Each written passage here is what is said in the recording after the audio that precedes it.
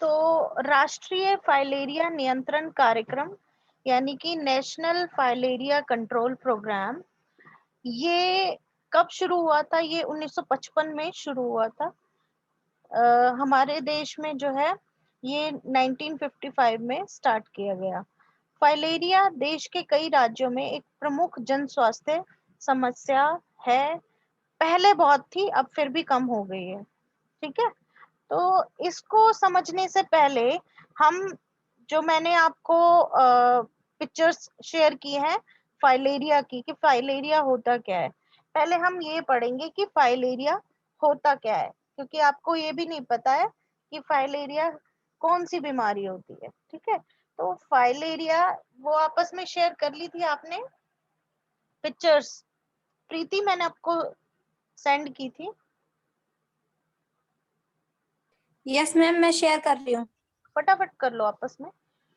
तो फाइलेरिया एक परजीवी डिजीज है, परजीवी बीमारी है।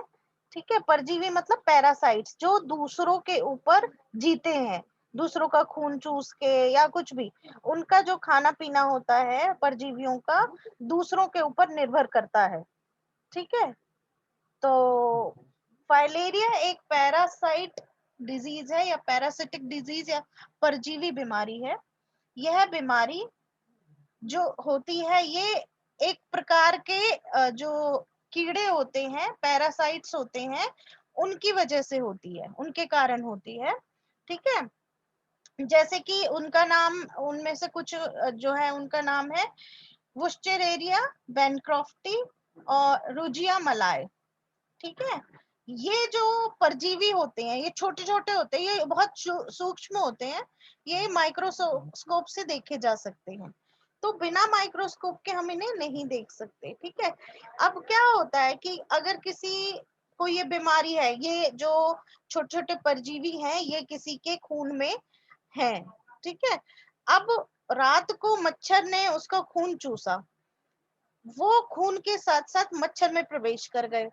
अब मच्छर जाके किसी दूसरे इंसान का खून चूसेगा या उसको काटेगा, तो वो जो मच्छर से दूसरे इंसान जो स्वस्थ इंसान था उसके शरीर में प्रवेश कर जाते हैं। ठीक है, जैसे डेंगू के मच्छर के काटने से डेंगू के जो वो होते हैं वायरस होते हैं वो एक दूसरे के शरीर से में प्रवेश कर जाते हैं। ठीक वैसे ही ये परजीवी मच्छर जो एक एडीज मच्छर होता है हमारा क्यूलेक्स, ठीक है, क्यूलेक्स के काटने से ये जो है खून चूसने से बीमार व्यक्ति जो होता है वहां से निकल के स्वस्थ व्यक्ति के शरीर में चले जाते हैं। तो इस बीमारी को फाइलेरिया या फिलेरेसिस भी कहा जाता है। इसको हाथी पांव रोग भी कहते हैं। ठीक है, हाथी पांव रोग इसलिए कहते हैं क्योंकि इसमें जो बाद में जो कंडीशन हो जाती है इस बीमारी में, उसमें पैर जो है बहुत ज्यादा सूज जाते हैं, हाथी की तरह जो है भारी हो जाते हैं, बहुत देखने में बहुत भारी भरकम सूजा हुआ उसमें ठीक है, बहुत ज्यादा सूजन आ जाती है, तो इसलिए इसे हाथी पांव रोग भी कहा जाता है। उसके बाद है कि ये होते कितने प्रकार के हैं। ये बेसिकली 3 प्रकार के होते हैं। एक तो है लिम्फेटिक फाइलेरिया, ठीक है, जो ज्यादातर यही पाया जाता है।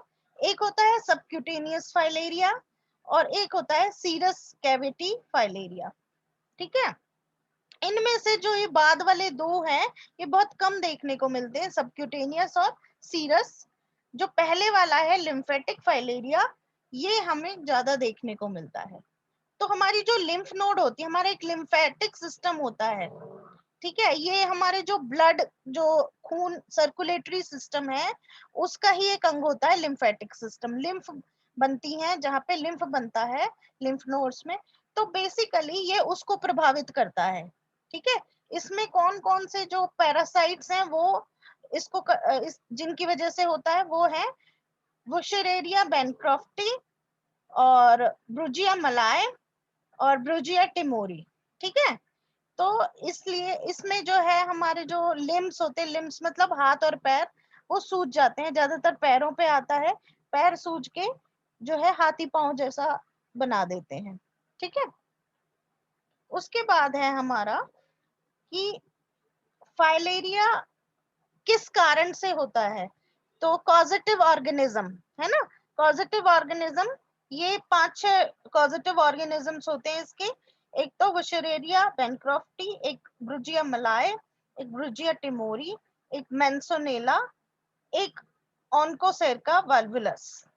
ठीक है, तो ये सब याद करने की जरूरत नहीं है, 2-3 जो पहले वाले हैं दो वो याद कर लीजिए कि ये किसकी वजह से होता है। उसके बाद है कि इसके लक्षण क्या क्या होते हैं। शुरू शुरू में तो ज्यादातर लक्षण दिखाई नहीं देते। जब शुरू में जब ये बीमारी हो शुरू होती है, अंदर ही अंदर जो है बदलाव आते रहते हैं, ये जो पैरासाइट्स हैं ये पनपते रहते हैं, लेकिन लक्षण नहीं दिखाई देते शुरू शुरू में। उसके बाद जब लक्षण दिखाई देने शुरू होते हैं तो क्या क्या लक्षण आते हैं, बार बार बुखार आना, अंगों जननांगों और स्तनों में सूजन। ठीक है, हाइड्रोसील, हाइड्रोसील होती है कि हमारी बाजुओं में या फिर ओवरी में या स्क्रोटम में जो है पानी भर जाना, और उसमें जो है एक सील जैसे, जैसे एक पाइप होता है ना, इस तरीके से एक पाइप या नली टाइप का कुछ बन जाता है, उसमें पानी भर जाता है।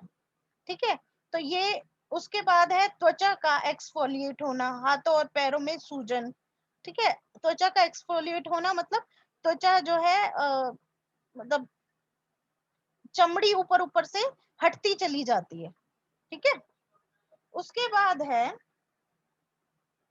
कि इसके रिस्क फैक्टर क्या है, यानी कि जोखिम कारक क्या है इसके।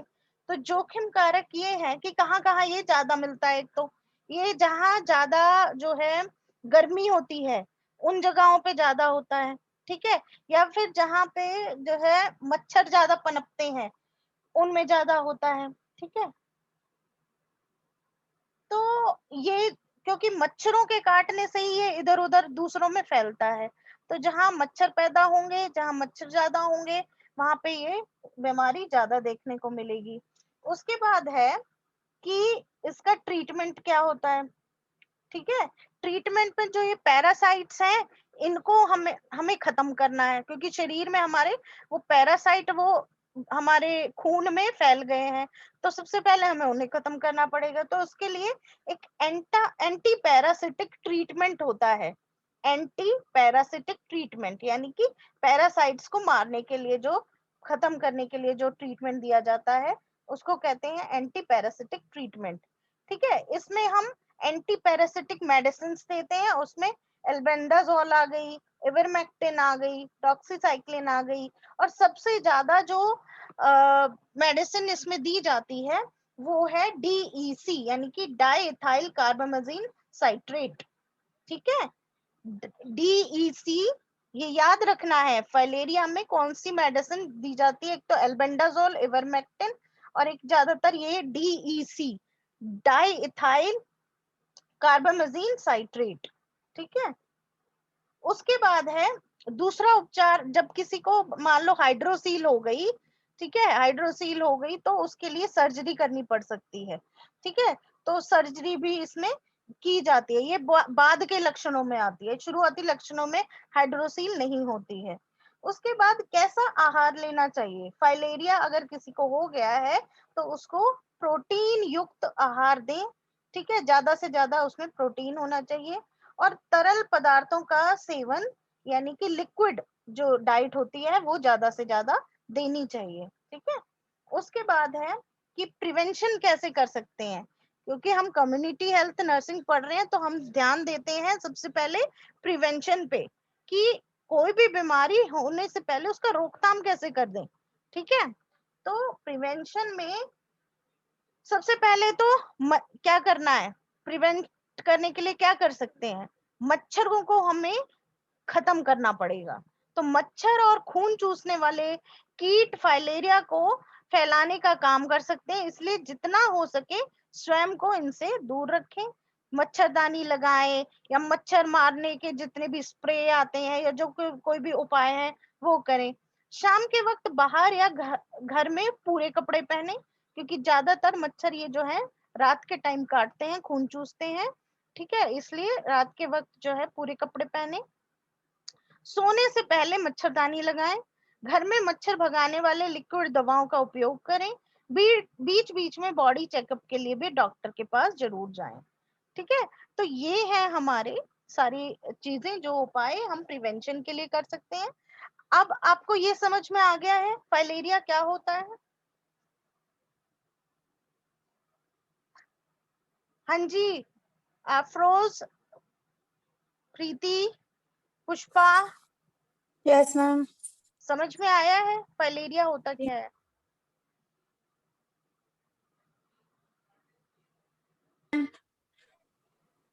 हम्म, यस मैम, आ रहा है समझ में। आवाज तो आ नहीं रही आप लोगों की, ऐसे लग रहा है जबरदस्ती बोल रहे हो। Yes ma'am. No ma'am. नहीं आ रहा। आया है? क्या होता है बेसिकली, जैसे डेंगू फैलता है ना हमारा, डेंगू में क्या होता है, मच्छर काटते यस हैं मैम। किसी बीमार व्यक्ति को। ठीक है, अब डेंगू का जो वायरस है उस मच्छर के अंदर आ जाता है। ठीक है, खून चूसते हैं जब, वो जब दूसरे किसी स्वस्थ व्यक्ति को जाके काटेगा जब मच्छर, तो डेंगू के जो वायरस हैं वो उसमें चले जाएंगे। ठीक उसी प्रकार से फाइलेरिया में होता है, लेकिन डेंगू का जो होता है वो वायरस होता है, वायरस की वजह से फैलता है, और फाइलेरिया जो है पैरासाइट्स की वजह से फैलता है। तो पैरासाइट्स जो होते हैं यानी कि परजीवी, ठीक है, परजीवी वो भी बहुत सूक्ष्म होते हैं, वो दिखाई नहीं देते हैं आंखों से, वो माइक्रोस्कोप से ही दिखाई देते हैं। तो क्या होता है, जब कोई बीमार व्यक्ति का खून जो है मच्छर चूसेगा, तो क्या होगा, वो उसमें चला जाएगा परजीवी, और जब स्वस्थ व्यक्ति को जाके काटेगा तो वो जो है वहां से निकल के उस स्वस्थ व्यक्ति के खून में चला जाएगा। ठीक है, तो इस वजह से ये फैलता है। आ गया समझ में? अब हम पढ़ते हैं कि नेशनल फाइलेरिया कंट्रोल प्रोग्राम में क्या दिया गया है। तो ये 1955 में शुरू किया गया, 1978 में इसका संचालन शहरी मलेरिया योजना के साथ कर दिया गया। ठीक है, जब 1978 में क्या डिसाइड हुआ कि जो मलेरिया कंट्रोल प्रोग्राम था उसमें जो अर्बन मलेरिया प्लान था, कि शहरों में मलेरिया की जो योजना है उसके साथ इसको जो है मिला दिया गया, ताकि संसाधनों का अधिकतम उपयोग किया जा सके। संसाधन जैसे कि मानव संसाधन, मैन पावर। ठीक है, क्योंकि हमारे पास हेल्थ केयर प्रोवाइडर्स की कमी थी, तो इस वजह से कि एक साथ दो काम कर लेंगे, कि मलेरिया का भी हो जाएगा और फाइलेरिया का भी हो जाएगा, तो उसके साथ इसको मिला दिया गया। तो इस कार्यक्रम के अंतर्गत कौन कौन से उपाय किए गए थे? सबसे पहले तो सर्वेक्षण रहित क्षेत्रों में जहां पे सर्वे नहीं हुआ है, फाइलेरिया की समस्या का सीमांकन करना, कि कितनी फैली हुई है फाइलेरिया। ठीक है, जिन क्षेत्रों में, जिन एरियाज में सर्वे नहीं हुआ था वहां पे फाइलेरिया की समस्या को किसी का सीमांकन करना। दूसरा, नैदानिक रोगियों एवं माइक्रो फाइलेरिया वाहकों, ठीक है, नैदानिक रोगियों मतलब जो बीमार हैं व्यक्ति, और जो करियर हैं, जो माइक्रो फाइलेरिया के वाहक हैं, मतलब बीमार होके व्यक्ति ठीक तो हो गया, उसके लक्षण तो ठीक हो गए, लेकिन कई बार क्या होता है, जो है उसके अंदर पैरासाइट्स मौजूद होते हैं। ठीक है, और वो दूसरों में इसे फैला सकता है, तो उसको कहते हैं हम कैरियर। ठीक है, जिसके अंदर वो विषाणु, कीटाणु, परजीवी, ठीक है, मौजूद तो होते हैं, लेकिन उसके खुद के लक्षण नहीं आ रहे होते हैं उस टाइम। ठीक है, तो या तो ठीक हो चुका होता है या फिर उसके लक्षण आने शुरू ही नहीं होते हैं, तो उसको बोलते हैं हम कैरियर। ठीक है, वो कैरी कर सकता है और किसी दूसरे को वो बीमारी दे सकता है। ठीक है, तो जो कोई भी बीमार व्यक्ति है और जो कैरियर हैं इसके माइक्रोफाइलेरिया के, उनको डाई इथाइल कार्बामेजिन का जो है ट्रीटमेंट देना, वो मेडिसिन देना, डाई इथाइल कार्बामेजिन यानी कि डीईसी का। उसके बाद है शहरी क्षेत्रों में लार्वा विरोधी एवं परजीवी विरोधी उपायों के माध्यम से रोग पर नियंत्रण करना। अब ये दो चीजों के कारण ही फैल रहा है ना रोग। एक तो किसके कारण, परजीवियों के कारण, पैरासाइट्स, ठीक है। दूसरे लार्वा, मच्छर के जो लार्वा होते हैं या मच्छरों के कारण फैल रहा है। अब मच्छर पनप रहे हैं तो पहले उन लार्वा को मारना पड़ेगा, ठीक है। तो शहरी क्षेत्रों में जो भी लार्वा विरोधी उपाय हैं जिनसे मच्छर मर सकते हैं, या परजीवी विरोधी उपाय हैं जिनसे पैरासाइट्स खत्म हो सकते हैं, उन उनको जो है उनको ज्यादा से ज्यादा बढ़ावा देना, जिसकी वजह से हम लार्वा और परजीवियों पर नियंत्रण कर सकें, ठीक है।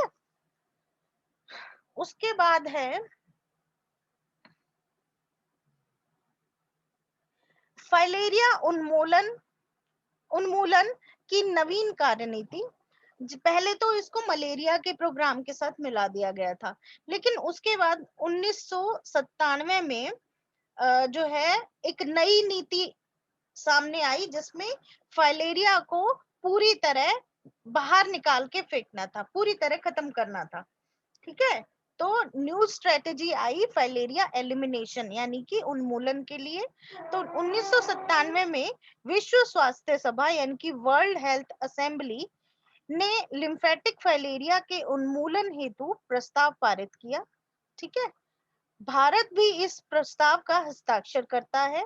राष्ट्रीय स्वास्थ्य नीति 2002 में भी सन 2015 तक भारत में फाइलेरिया उन्मूलन का लक्ष्य रखा गया था कि भाई 2002 की जो नेशनल हेल्थ पॉलिसी बनी थी उसमें ये कहा गया कि भारत से 2015 तक फाइलेरिया खत्म हो जाएगा, खत्म हो जाना चाहिए। तो इसके लिए जो कार्यनीति बनाई गई, ठीक है, जो प्लान बना वर्क प्लान बनाया गया, उसमें कौन कौन से कंपोनेंट्स हैं, उस वर्क प्लान के अंडर क्या क्या चीजें बताई गई कि क्या करना चाहिए जिससे कि 2015 तक जो है भारत से फाइलेरिया पूरी तरह से खत्म हो जाए। तो पहला था स्थानिक मारी वाले जिलों में व्यापक औषधि प्रदान करना। मतलब जहां पे ये बीमारी ज्यादा फैली हुई है वहां उन जिलों में मास ड्रग एडमिनिस्ट्रेशन यानी कि मास मतलब बहुमत, बहुत सारे लोगों में ये मेडिसिन, ये ड्रग जो है कौन सी, डीईसी, ये देना। तो मास ड्रग एडमिनिस्ट्रेशन लोगों को देना, बहुत सारे लोगों को एक साथ, जहां जिस जिले में ये बीमारी ज्यादा फैली हुई है। दूसरा, धनात्मक माइक्रोफाइलेरिया रोगियों के निदान एवं उपचार के लिए फाइलेरिया क्लिनिकों की स्थापना करना। धनात्मक मतलब पॉजिटिव, जो जो फाइलेरिया के जो रोगी हैं, जो पॉजिटिव रोगी हैं, जिनको इस बीमारियों का जो है जो टेस्ट करवाया वो पॉजिटिव आया है, तो उनके ट्रीटमेंट के लिए फाइलेरिया क्लिनिकों की स्थापना करना।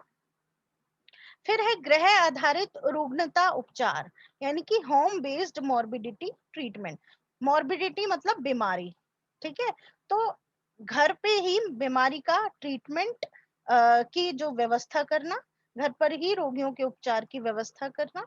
उसके बाद है ग्रामीण क्षेत्रों में फाइलेरिया विरोधी औषधि प्रदान करना। जो गांव के इलाके हैं वहां पे फाइलेरिया को ठीक करने वाली जो औषधि होती है वो प्रदान करना। उसके बाद है प्राथमिक स्वास्थ्य केंद्रों यानी कि पीएचसी, सामुदायिक स्वास्थ्य केंद्र यानी कि सीएचसी, जिला अस्पतालों यानी कि डिस्ट्रिक्ट हॉस्पिटल, और मेडिकल कॉलेज यानी कि जहाँ पे हॉस्पिटल भी होता है और वहां पे मेडिकल के स्टूडेंट्स पढ़ाई भी करते हैं, ठीक है। वहां पे हाइड्रोसील ऑपरेशनों की संख्या बढ़ाना और समुचित व्यवस्था करना। वहां पे जो है हाइड्रोसील जो सर्जरी होती है लोगों की, क्योंकि इसमें जो बाद में जो सिम्टम आते हैं फाइलेरिया में वो हाइड्रोसील उसमें आता है, ठीक है। तो हाइड्रोसील के ऑपरेशन की संख्या वहां पे बढ़ाना और उसके लिए व्यवस्था करना, ठीक है। ये सारी चीजें इस नई स्ट्रेटेजी में जो कि फाइलेरिया एलिमिनेशन के लिए बनाई गई थी उसमें बताई गई कि ये सारे काम हमने करने हैं, ये कार्यनीति थी, ठीक है। तो ये था हमारा नेशनल फाइलेरिया कंट्रोल प्रोग्राम। किसी को कुछ पूछना है इसमें, एनी क्वेरी?